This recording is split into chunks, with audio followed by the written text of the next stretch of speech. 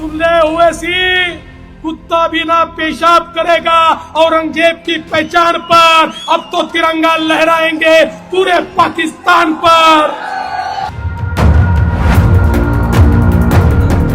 ए देवेंद्र फडणवीस, याद रखो तुम मेरी जबान का मुकाबला नहीं कर सकते ना। अगर तुम मोदी अमित शाह भी बैठ गए तो मेरी जबान का मुकाबला नहीं कर सकते। मेरे हैदराबादी भाई, उधर ही रहना, इधर को मत आना। इधर को तुम्हारा कोई कामा नहीं है। हम ठोकेंगे ठोकेंगे ठोकेंगे।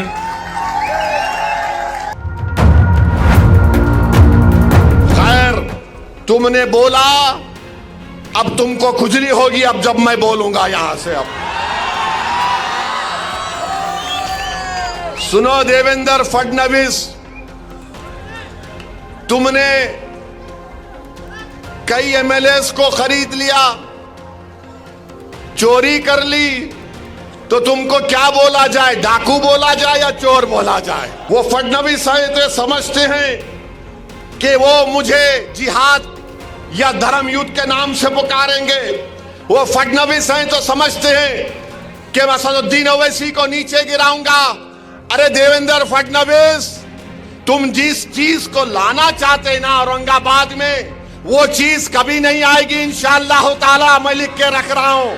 और इनके आड़ में जो कारोबार कर रहे हैं, जिनका इनको वरद हस्त है, जिनका वरदान है, जरूरत पड़ी तो उनको भी ठोकेंगे।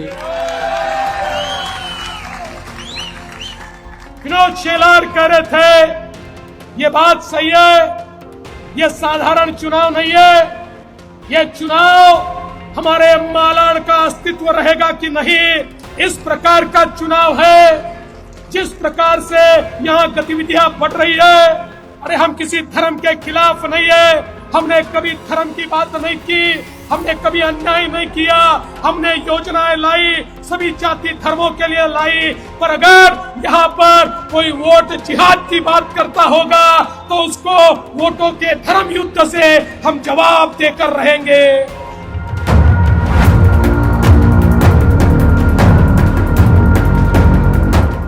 जरांगे पाटिल का नाम लेने से बोलो, हिम्मत है तो बोलो फडणवीस। जरांगे पाटिल बोलो तुम। नहीं बोलेंगे? बोलेंगे नहीं नहीं, ओवैसी बोल सकता हूं, दूल्हे भाई है। सुनो फडणवीस, अल्लामा फजल खैराबादी काला पानी की जेल में थे। अल्लामा फजल खैराबादी ने अंग्रेजों से कोई सौदा नहीं किया।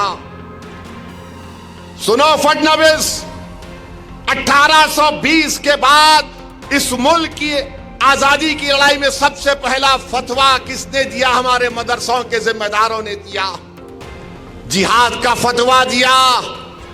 फडणवीस, जब तुम्हारे बुजुर्ग नहीं थे, अंग्रेजों से लड़ने का तरीका हमने देश को सिखाया। हमने बताया कैसे अंग्रेजों को भगाया जा सकता है।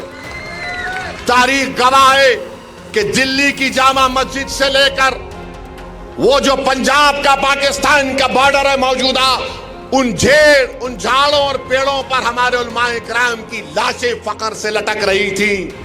जो इस देश को तहस नहस करना चाहते हैं, ऐसे लोगों को छोड़ने की डिमांड होगी। और ये महाविकास आघाड़ी के लोग अगर पत्र देकर कहेंगे हाँ हमें ये मंजूर है, अरे तुम्हें मंजूर होगी लाचारी। हम छत्रपति शिवाजी महाराज के मावड़े हैं, ये लाचारी सहन नहीं करेंगे। ये देश छत्रपति के विचारों पर चलेगा।